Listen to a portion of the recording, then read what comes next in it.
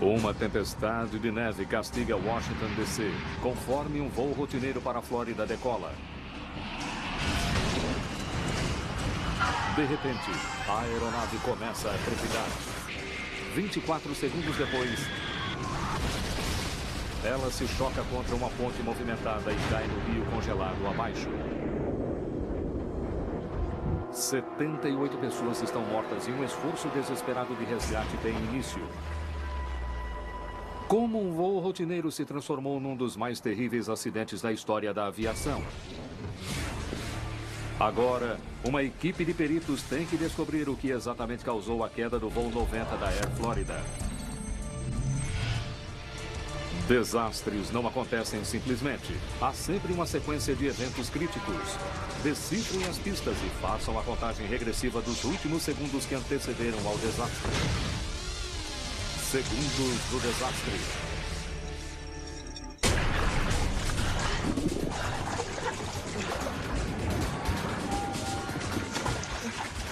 Este homem sobreviveu à queda de um avião.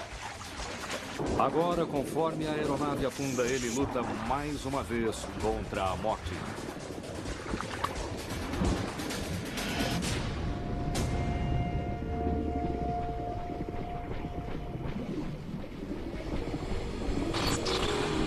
Acidente aéreo em Washington,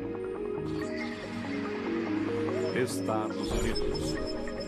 Washington, D.C. 13 de janeiro de 1982. 12 horas e 30 minutos.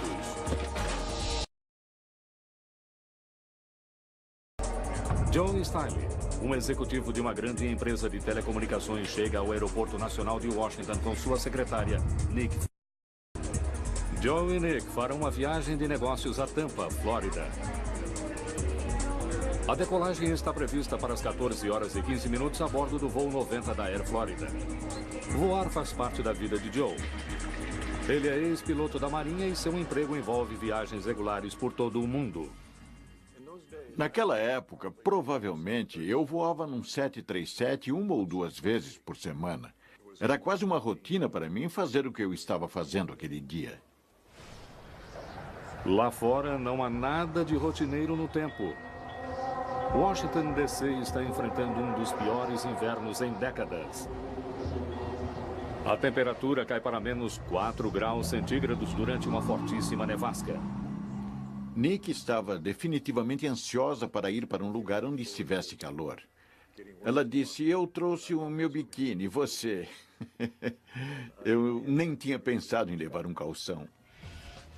O Aeroporto Nacional de Washington fica a apenas 5 quilômetros ao sul do Capitólio, às margens do rio Potomac. É um importante aeroporto para voos que atravessam os Estados Unidos e o Canadá. Num dia normal, mais de 400 aeronaves aterrissam aqui. Mas hoje há um esforço para manter o aeroporto aberto durante a forte nevasca. 13 horas e 38 minutos. Todos os voos permanecem no solo enquanto a neve é removida das pistas. Espera-se que a operação dure 1 hora. Sentimos informar que, devido às condições adversas do tempo, todos os voos serão adiados por pelo menos 1 hora enquanto a neve é retirada das pistas. No portão 12, o voo 90 da Air Florida, um Boeing 737, é detido pelo atraso. Parece que a coisa piora a cada ano. É, eu sei. Eu encaro a chuva, mas essa neve... O capitão Larry Whitten tem 34 anos, é pai de família, tem 2 filhos. Roger Pettit, seu primeiro oficial, tem apenas 31.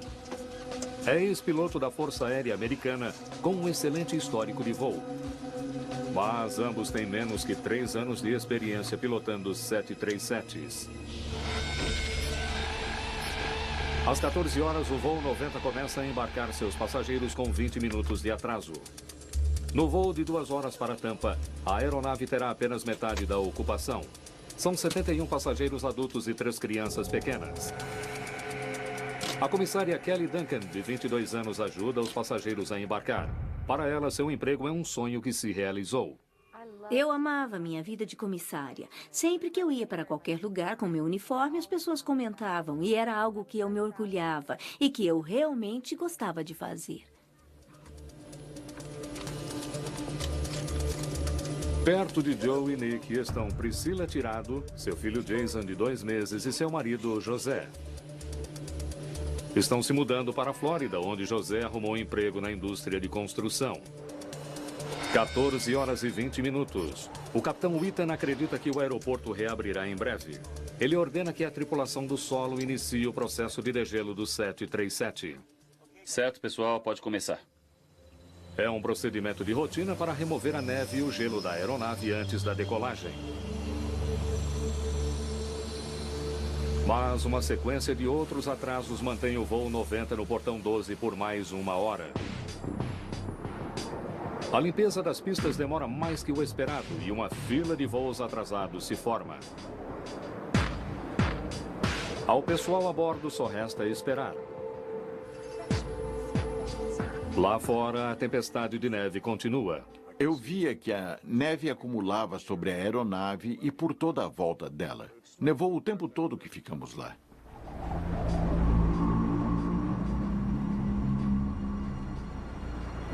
Quando a tripulação recebe a autorização para decolar do portão 12, há outro atraso. O gelo sobre a pista faz o 737 se movimentar com dificuldade. Estamos muito pesados. O capitão Ethan decide ajudar acionando o empuxo reverso dos motores. Certo, pessoal, vou acionar os reversores. Tem certeza? Não se preocupe, vai dar certo.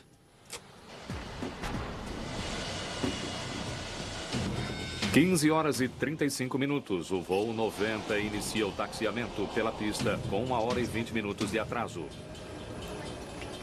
É um alívio para a comissária Kelly Duncan.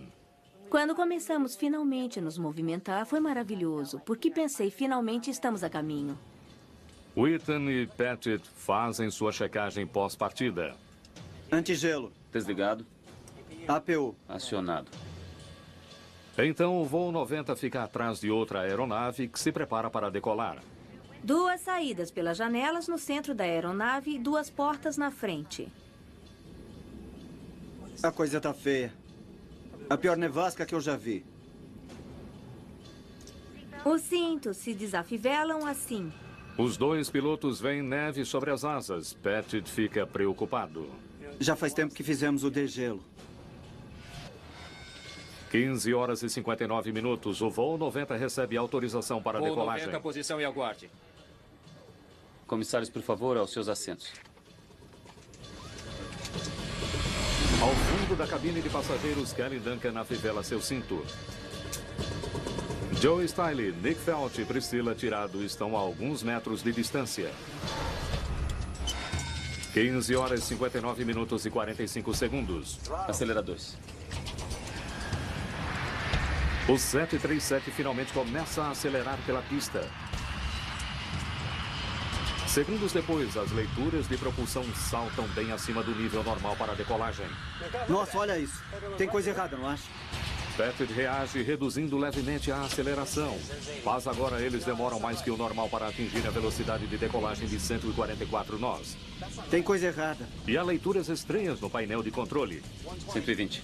Joe Stiley fica preocupado. Não estávamos nem perto da velocidade normal que eu sentia toda semana num 737. Acelerar naquela pista foi como dirigir numa estrada de terra cheia de buraco. O voo 90 finalmente atinge a velocidade de decolagem. Calma. E sai do chão. V2. De repente, o nariz guina para cima acentuadamente e a aeronave começa a trepidar. Na cabine, alarmes alertam os pilotos que o voo 90 estava na iminência de entrar em situação de stall. Pra frente. Pra frente. Os pilotos precisam agir em segundos ou a aeronave de 46 toneladas e as 79 pessoas a bordo irão simplesmente cair. A inclinação do nariz para cima do voo 90 gera muita resistência e a aeronave perde velocidade rapidamente. Calma.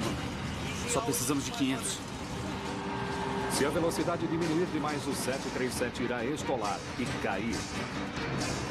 Velocidade vertical. O capitão Wheaton ordena que seu primeiro oficial, Pettit, abaixe o nariz do avião empurrando o manche para frente. Pra frente, pra frente. Mas ele não pode baixar demais ou o avião irá parar de subir. Vai, sobe mais.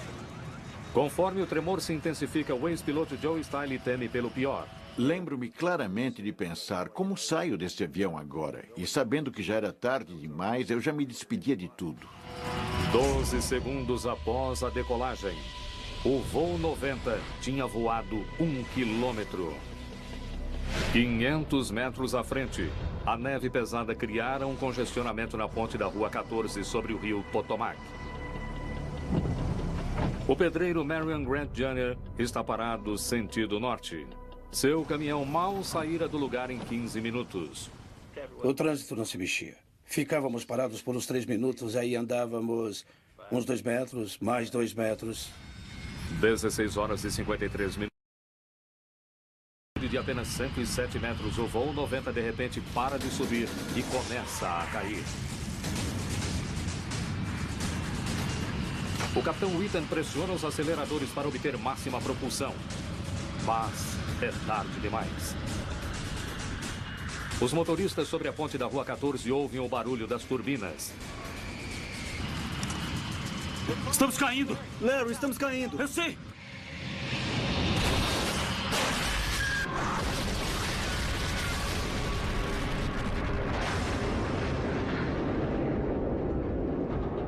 Joe Stiley fica desacordado conforme a fuselagem do voo 90 se parte em 4 pedaços. Eu me lembro da sensação de ter apagado. E me lembro de dizer para mim mesmo, Deus me ajude.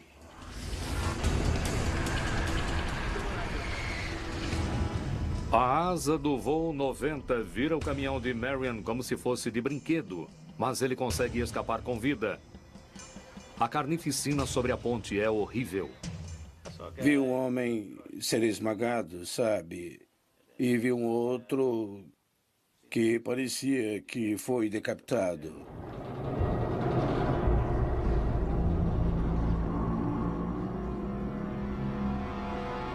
Joe Stiley recobra a consciência. Seus ossos estão quebrados em 67 lugares, mas agora ele tem apenas segundos para escapar mais uma vez da morte. A água estava no nível do meu nariz e subia rapidamente. Levei uma eternidade para soltar minhas pernas, porque as poltronas haviam se soltado. E eu me estiquei para tentar soltar a Nick.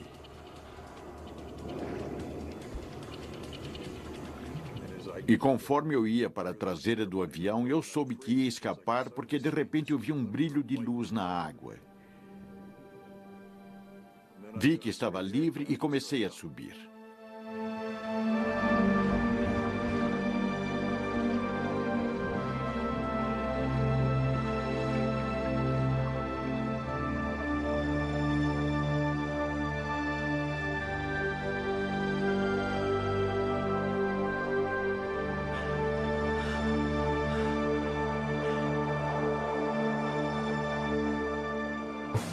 Testemunhas atônitas juntam-se sobre a ponte.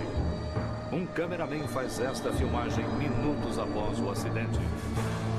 O 737 inteiro, com exceção da cauda, desaparece. Joe e Nick conseguem chegar a esta ilha de escombros com outros 4 sobreviventes. Um deles é a jovem mãe Priscila Tirado. Outro é a comissária Kelly Duncan. Ela está desnorteada. Eu não me lembro de nada da queda. Num minuto eu estava no avião quentinho e no outro na água gelada. A temperatura da água é de 1 grau centígrado. O corpo só sobrevive a estas condições por cerca de 30 minutos. Tanto frio chega a doer. É como se espetassem facas na gente. O serviço de emergência chega minutos depois. Mas seus barcos infláveis não conseguem atravessar o gelo. É um golpe devastador para Kelly. Realmente eu senti que toda a minha esperança se esvaía. E pensei que era daquele jeito que eu ia morrer. Mas eu sentia que não estava pronta para morrer. Aqueles passageiros sobreviveram à queda de um avião. mas agora vão congelar até a morte. A menos que sejam resgatados em minutos. 16 horas e 6 minutos. Unidade de resgate aéreo da Polícia Florestal dos Estados Unidos do Parque Anacostia, a 2,5 km do local do acidente. Aviação da Polícia Florestal, oficial Gaelic. É a torre. Estão reportando uma aeronave desaparecida, ponte da Rua 14. Don Usher é um piloto experiente veterano do Vietnã. Ele age imediatamente com o paramédico Gene Windsor. Eles sabem que a visibilidade está péssima e que o Eagle 1, o helicóptero da Polícia Florestal, não foi projetado para serviços de resgate pesado, mas estão determinados a ajudar. Fizemos o que tínhamos que fazer, o que fomos treinados para fazer e o que as pessoas esperavam. 16 horas e 10 minutos. Lenny Skutnik, de 28 anos, chega ao local do acidente. Lenny viu a confusão em seu caminho para casa quando saiu do escritório onde trabalhava no centro de Washington. Ele fica assustado com o que vê. Quando eu cheguei à margem do rio, foi uma sensação assustadora. Estava nevando. Sabe aquele silêncio quando neva? E tinha alguém gritando por socorro lá do rio. Eu fiquei todo arrepiado.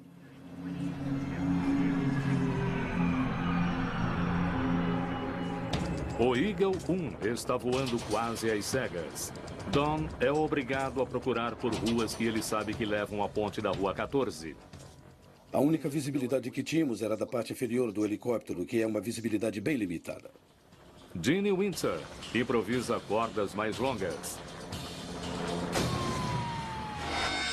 16 horas e 22 minutos. Os 6 sobreviventes estão na água congelada há 21 minutos. Seus membros estão dormentes. Eles não conseguem mais mover as mãos. Estão perdendo as esperanças. Mas então ouvem o Eagle 1 se aproximando. De repente eu senti o whoop, whoop de um helicóptero.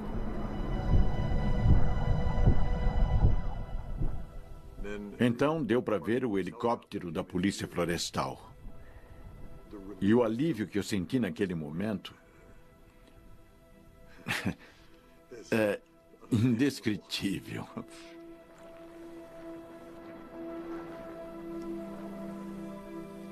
Eu nunca tinha ouvido nada tão lindo quanto o som daquele helicóptero naquele dia.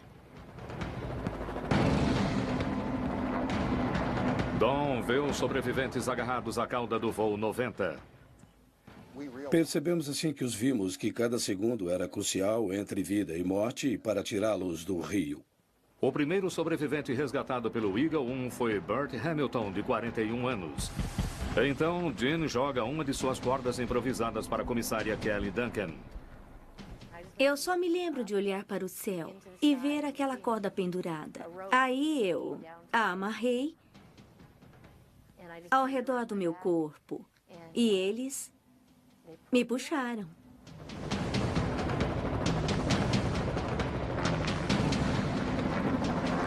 Agora, Don e Gene tentam acelerar o resgate jogando duas cordas.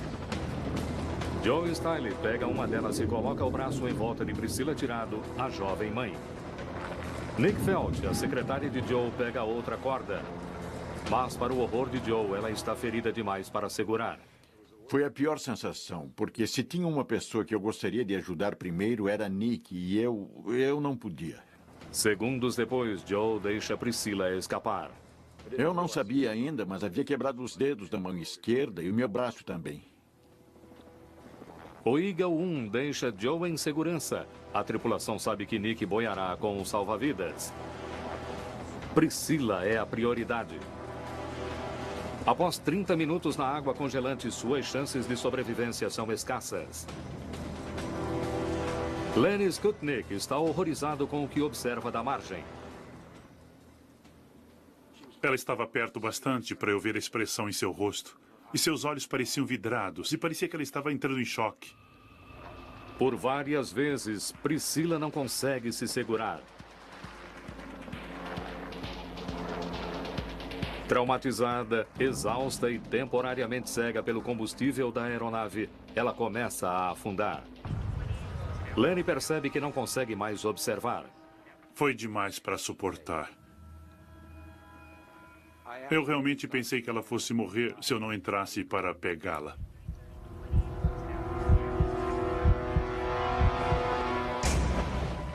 Ele pula na água congelante e arrasta Priscila para a segurança.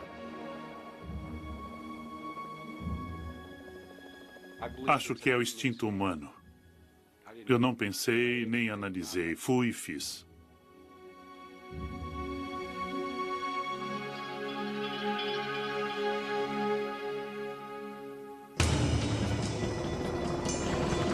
O Eagle 1 agora volta para buscar Nick. Mas ela está fraca demais para segurar a corda. A tripulação reage com seu resgate mais audacioso. Jenny pisa sobre o trem de pouso, agarra Nick e a leva para a segurança.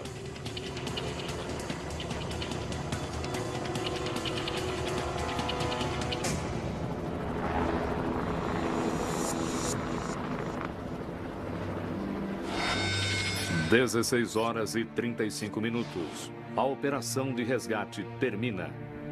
A sexta pessoa que se agarrava aos escombros, cuja mão vemos aqui, havia desaparecido. Mais tarde, é identificado como Arlan Williams, um bancário de 46 anos.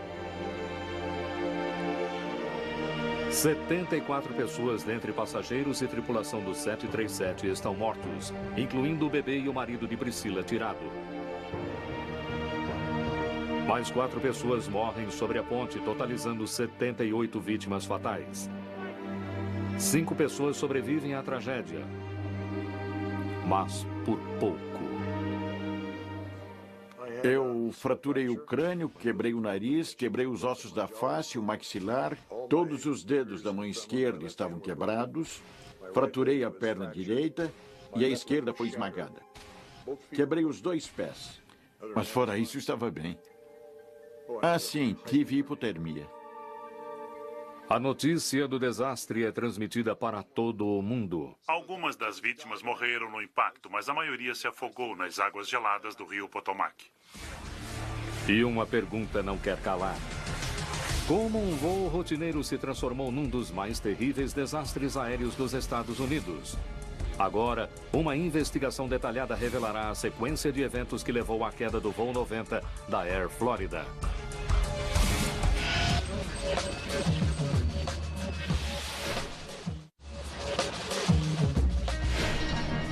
Na época do desastre, Bill Hendricks era o chefe de investigação de acidentes aéreos do Conselho Nacional de Segurança nos Transportes. Ele é ex-piloto da Marinha Americana com mais de 20 anos de experiência como investigador de acidentes aéreos. 13 de janeiro de 1982. Hendricks fica sabendo do desastre logo após as 16 horas. Alô, Bill Hendricks. É uma das ligações mais importantes de sua carreira. Eu sabia que haveria muita pressão quanto a essa investigação. A tragédia foi em Washington, D.C. Muita atenção do Congresso, da mídia. É a capital dos Estados Unidos. Te dou um retorno. Hendricks procura por seu braço direito, Rudy Kapustin, que cuidará do dia a dia da investigação. Imediatamente eles acionam a equipe em alerta. Uma equipe de peritos do Conselho Nacional de Segurança nos Transportes, apostos 24 horas por dia, para lidar com grandes acidentes aéreos.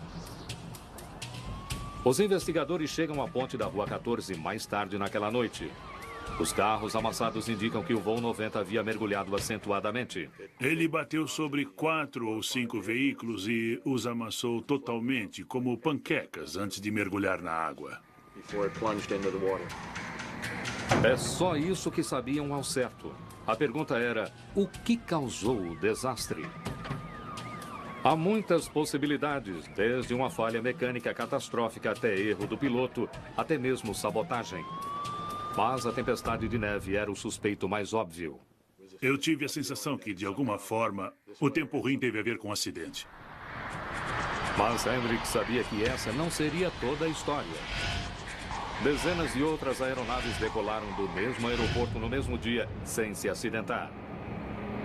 O que aconteceu ao voo 90 foi exceção. É um mistério. E resolvê-lo não será fácil.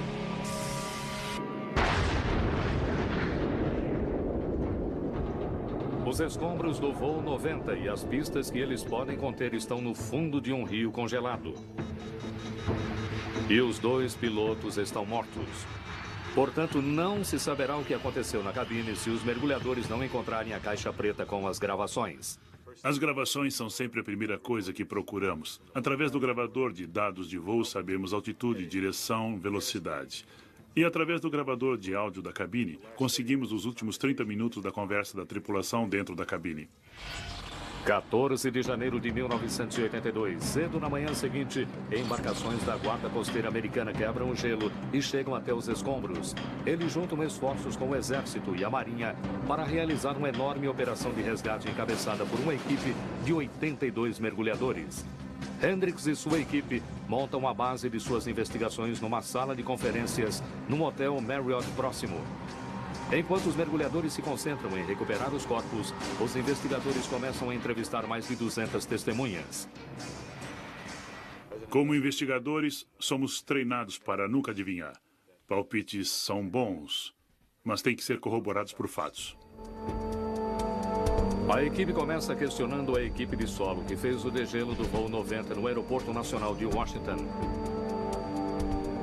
Qualquer falha nesse procedimento poderia ter deixado neve e gelo grudados na aeronave, um fato com consequências desastrosas.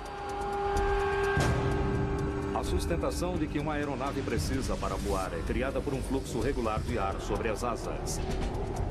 Uma camada de gelo ou neve congelada sobre as asas causa um distúrbio que pode reduzir a sustentação e aumentar a resistência drasticamente. Os peritos chamam esse problema de contaminação. A equipe de solo insiste que o voo 90 foi totalmente degelado antes de taxiar para a pista.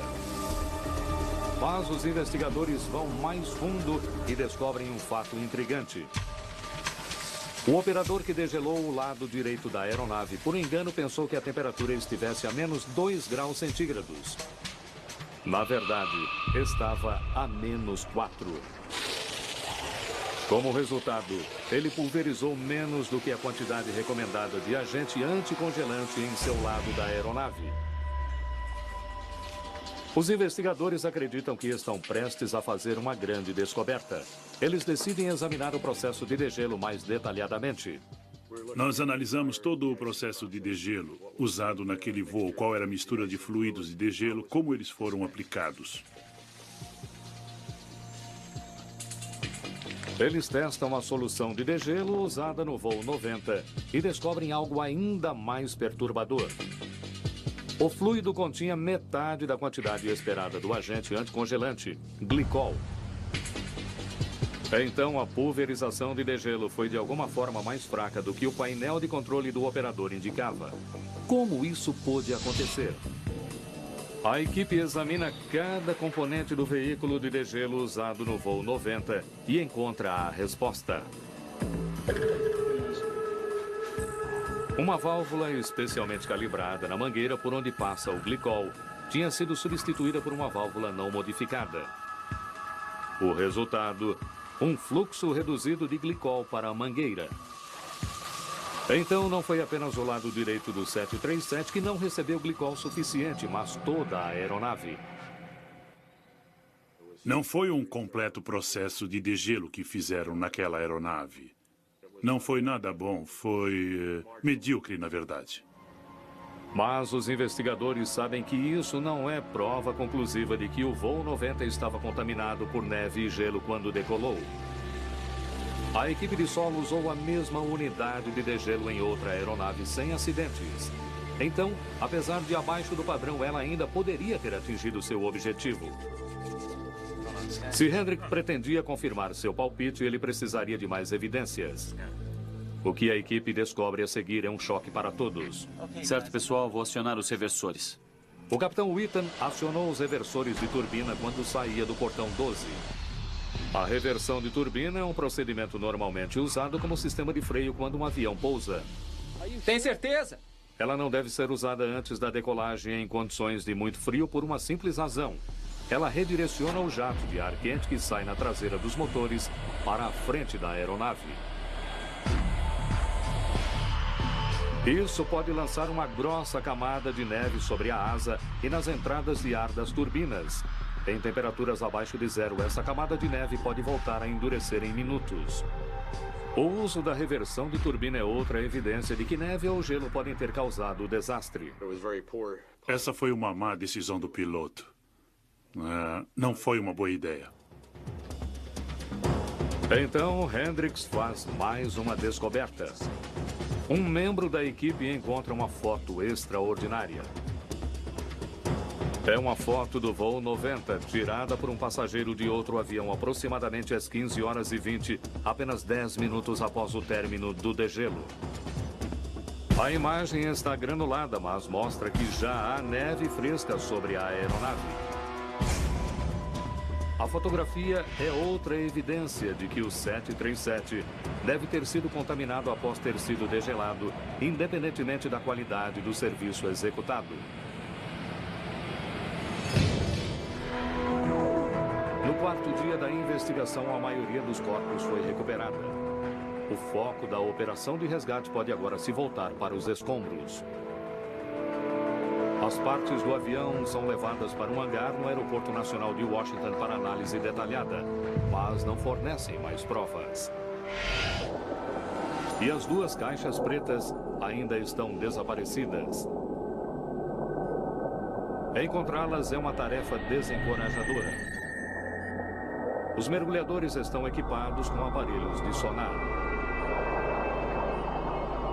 Mas os escombros estão espalhados sobre uma área onde a água está escura e congelada, do tamanho de um campo de futebol. A mídia está ávida por respostas, mas o porta-voz do Conselho Nacional de Segurança nos Transportes, Francis McAdams, ainda não pode anunciar nenhuma descoberta. Não teremos respostas até conseguirmos todas as evidências. Os investigadores voltam-se para a carta que ainda não haviam jogado: os sobreviventes. Os sobreviventes de um acidente de avião ouvem sons, sentem solavancos, ouvem rangidos e ruídos. Eles fornecem muita informação. Joe Style descreve como o voo 90 trepidou violentamente antes de cair. Seu depoimento confirmou as suspeitas dos investigadores. Eles sabem que isso pode ser o resultado de gelo e neve atrapalhando o fluxo do ar sobre as asas. Mas então Joe revela que o 737 parecia lento demais durante a corrida para a decolagem. Qual seria o motivo? Outras aeronaves não tiveram esse problema, apesar da condição de nevasca. Hendricks e sua equipe ficam confusos. Namore alguém que te olhe como Richard. Então, 7 dias após a queda, um mergulhador capta um sinal fraco. Ele o segue pela água gelada até que consegue avistar alguns escombros sobrepostos. Cuidadosamente, ele afasta os pedaços de metal afiado e acerta na mosca. No foco de sua lanterna, ele vê um dos gravadores de dados, depois avista o outro. É o momento pelo qual todos os envolvidos na investigação esperavam. Após a descoberta, o mergulhador ergue um dos gravadores sobre a cabeça em sinal de vitória. Um grande momento para a equipe de resgate depois de uma semana de frustrações.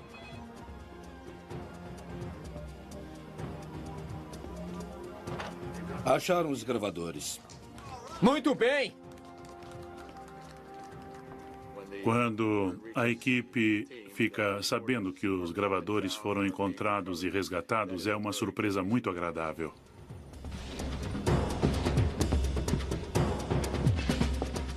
Os investigadores levam as caixas pretas ao laboratório. Após dias de especulação, eles estão prestes a descobrir exatamente o que aconteceu nos segundos que precederam a queda. Eles estão empolgados, mas também sabem que estão prestes a ouvir a voz de pessoas mortas no desastre.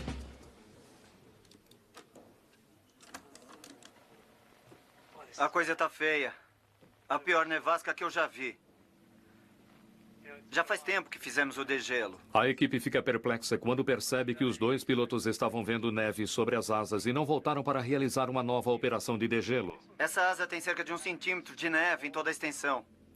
Tem um pouco na minha. Eu fiquei surpreso, perplexo, chocado mesmo, porque, sob as leis, as regulações do Espaço Aéreo Federal, não é permitido decolar com neve e nem mesmo gelo sobre as asas. Seria esse o motivo do voo 90 ter erguido a dianteira segundos após decolar? Como os investigadores sabem, o Boeing 737 tende a guinar para cima acentuadamente se as asas forem contaminadas por gelo ou neve. Mas, justo quando as evidências pareciam estar se encaixando, eles percebem que alguma coisa não está batendo. Eles ficam perplexos pelos comentários do primeiro oficial Pettit sobre as leituras de seus instrumentos. Nossa, olha isso. Tem coisa errada, não acha? Para tentar descobrir o que o estava preocupando, os investigadores estudam o gravador de dados de voo. Imediatamente surge outro mistério. Eles descobrem que o sobrevivente Joe Stiley estava certo. O 737 levou 45 segundos para atingir a velocidade de decolagem, 15 segundos a mais do que o normal. Se a aeronave estava contaminada por gelo e neve, isso poderia ralentar um pouco a decolagem, mas não por 15 segundos. A equipe percebe que havia mais alguma coisa errada com o 737 e eles não sabem o que. Eles podem ter voltado à estaca zero.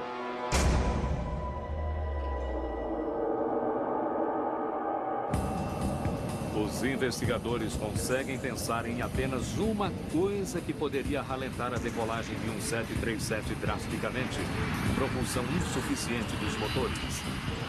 Mas por que a tripulação decolaria sem pressão suficiente nos motores? Parecia uma ideia absurda. O mistério não pode ser resolvido examinando-se os motores, pois eles ainda se encontram no fundo do rio Potomac. E o voo 90 estava equipado com um gravador de voo pré-digital que não monitorava os níveis de propulsão. Só resta uma opção: estudar os baixos sons dos motores que os gravadores de voz da cabine captaram. Usando uma técnica chamada análise de espectro do som, eles traduzem essas frequências de som em leituras da pressão do motor, ou EPR. Está 1,7. Muito baixo. Os resultados são chocantes. Ambos motores estavam funcionando a um nível de pressão, ou EPR, de 1,7. Mas o EPR de decolagem do 737 deveria ser de 2,04. A equipe fica perplexa. Parece que os pilotos decolaram sem força suficiente. Nossa, olha isso. Tem coisa errada, não acha? Como isso pôde acontecer? Ligado. Pressão de partida. Subindo. Os investigadores ouvem a gravação de voz da cabine inúmeras vezes procurando por pistas. Aí eles atentam para um pequeno detalhe. Aquecimento da cabine. Ligado. Antigelo. Desligado. APU. Acionado. Dá para ouvir de novo? Cintos de ombro. Os investigadores estão atônitos. Desligado. Foi A isso que ele gravação disse. não é boa, mas o Capitão Witten parece dizer desligado quando o sistema de antigelo do motor é mencionado. Antigelo. Desligado. Antigelo da asa, desligado. Hendricks percebe que uma pequena palavra pode solucionar o mistério por trás do desastre.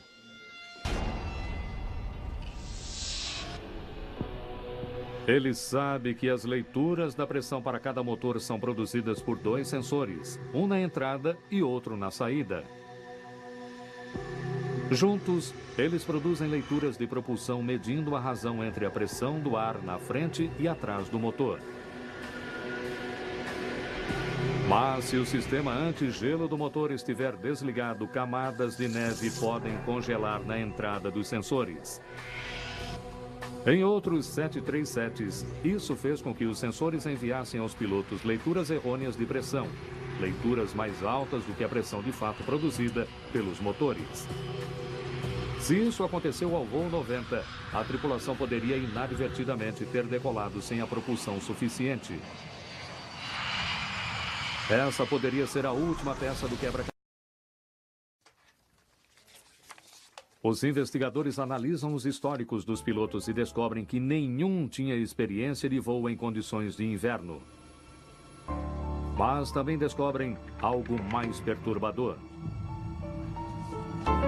Nos últimos 2 anos, o capitão Wheaton teve que refazer 2 testes rotineiros de proficiência por ter tirado notas baixas. Suas fraquezas incluíam adesão às regras, uso do checklist e conhecimento dos sistemas da aeronave. A revelação vem ao encontro da teoria de que erro de piloto foi uma das causas do desastre. Mas ainda faltam 2 grandes evidências. Os motores do voo 90. Sem examinar os motores, a equipe não pode provar que o sistema antigelo estava desligado ou que a queda não foi causada por uma falha do motor. Então, os esquadrões de resgate tiram os motores do rio. 13 dias depois do desastre, eles são levados aos fabricantes, Pratt e Whitney, para serem examinados. Os técnicos desmontam os motores e cuidadosamente procuram por sinais de problemas mecânicos, mas não encontram nada. Então, eles inspecionam o sistema antigelo. Um por um, eles checam os tubos que levam o ar quente para as áreas-chave dos motores. Os resultados são decisivos. As válvulas internas estão fechadas. O sistema antigelo não havia sido ligado. Isso seria suficiente para derrubar o voo 90?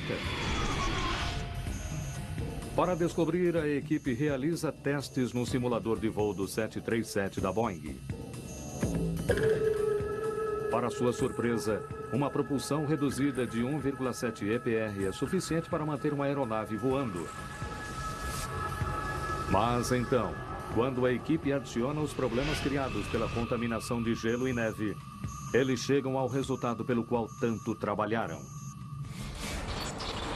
13 de janeiro de 1982.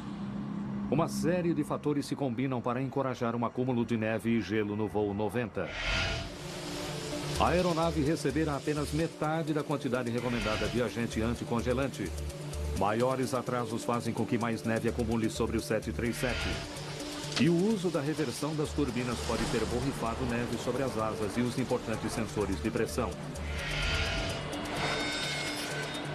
23 minutos para o desastre. Antigelo. Wheaton e Pettit deixam o sistema antidegelo dos motores desligado.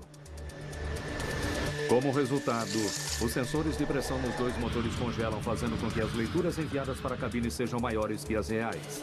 14 minutos para o desastre. Os pilotos percebem uma grossa camada de neve sobre as 2 asas. Esta asa tem cerca de 1 centímetro de neve em toda a extensão. Mas, ao contrário do que ditam as normas, eles não voltam para fazer um novo degelo. 1 minuto e 3 segundos para o desastre. Pettit fica confuso com leituras estranhas no painel de voo. Nossa, olha isso. Tem coisa errada, não acha? Mas seu capitão decide continuar com a decolagem. 24 segundos para o desastre. O voo 90 decola com indicadores marcando um nível de pressão de 2,04. Mas, devido ao congelamento dos sensores de propulsão, a verdadeira pressão é de apenas 1,7 EPR. Ao mesmo tempo, o gelo e a neve sobre as asas atrapalham dramaticamente o fluxo de ar, reduzindo a sustentação. Isso muda a aerodinâmica do 737, fazendo com que o nariz guine para cima acentuadamente. A resistência resultante reduz a velocidade, o que por sua vez reduz ainda mais a sustentação. 8 segundos para o desastre. A perda de sustentação atinge um nível crítico. A uma altitude de apenas 107 metros, a aeronave de 46 toneladas escola e cai. Estamos caindo. Larry, estamos caindo. Eu sei. 16 horas e 1 minuto, o voo 90 atinge a ponte da Rua 14.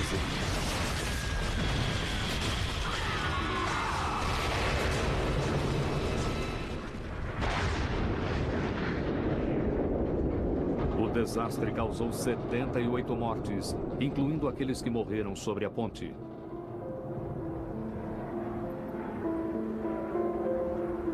Após sua recuperação, o sobrevivente Joe Stile deixou seu cargo de executivo para trabalhar por conta própria. Ele fica tomado por emoção durante uma rara visita à cena do acidente. Mais que qualquer coisa, aprecio os 24 anos que vivi desde lá. Eu vi meus filhos crescerem, eu segurei a mão do meu pai quando ele morreu. Podia ter perdido isso.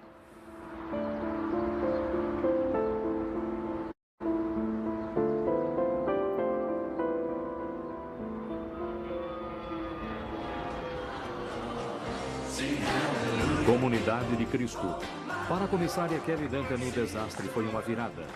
Minhas preces foram atendidas quando eu ouvi o helicóptero chegando. E em vez de fugir de Deus, de repente comecei a correr para ele. Ela largou seu emprego como comissária e agora é professora numa escola batista em Miami. Depois do desastre, autoridades da aviação emitiram uma série de diretrizes para melhorar radicalmente os procedimentos de degelo de todas as aeronaves. Elas incluem medidas específicas para evitar que os sensores de pressão fiquem bloqueados por gelo. Com as mudanças, o ar ficou mais seguro para qualquer aeronave que decole em condições de inverno. Versão brasileira: Centauro.